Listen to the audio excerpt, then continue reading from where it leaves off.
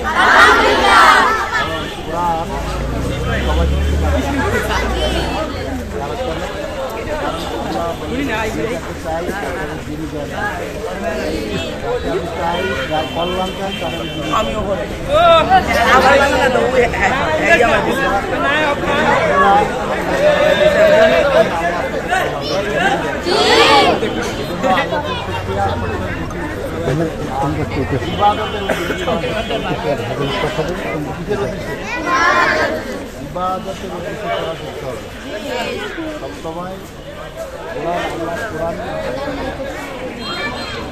কোরআন এমন একটা জিনিস, কোরআন যারা শিখে আল্লাহ বলে তারা হচ্ছে জ্ঞানী, তারা হচ্ছে কি আল্লাহ বলতে হচ্ছে জ্ঞানীদের গবেষণার বিষয়বস্তু।